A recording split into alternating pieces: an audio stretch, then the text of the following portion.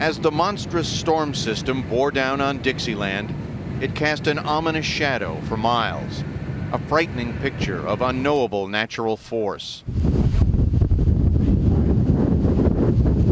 Pulverizing everything in its path, leaving a disfigured landscape, ruined homes, terrified, badly injured, and suddenly homeless survivors.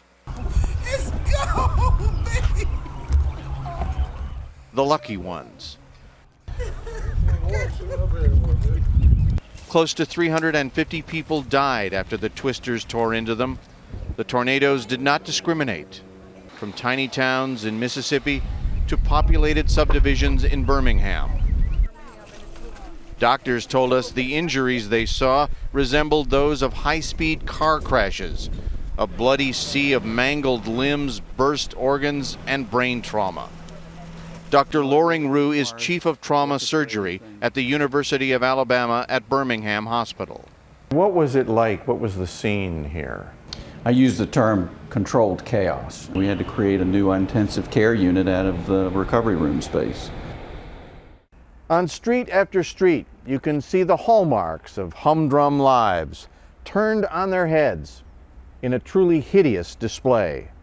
A refrigerator in a tree, cars stacked like toys, lots of front stoops and little else. A bird's solitary song accentuating the emptiness.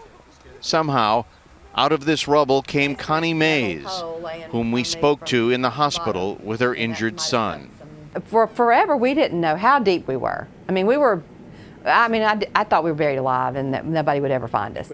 In Tuscaloosa, Alabama, one of the hardest hit places, shelters sprouted quickly. Dinah Clancy lives here now because her house is no home. She beds down next to 20 relatives, homeless all. What are you going to do? Well, we're taking them one day at a time, but I know we're going to make it. Suzanne Horsley works for the Red Cross at the shelter. She's from Tuscaloosa and says there are 2 trees on her house now. This has been horrible. I live here. This is my community. I teach at the University of Alabama. These are my students, these are my colleagues, my friends, my neighbors. And to go and see the massive destruction is absolutely heartbreaking. Tuscaloosa Mayor Walter Maddox thinks the death toll here will rise as the recovery proceeds. I do expect it to rise. I'm hopeful that it won't. Are you traumatized by something like this? I can't stop.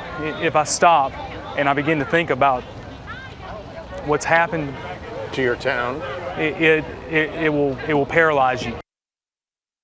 Oh my God. It's Sunday now, and this is the Bible Belt.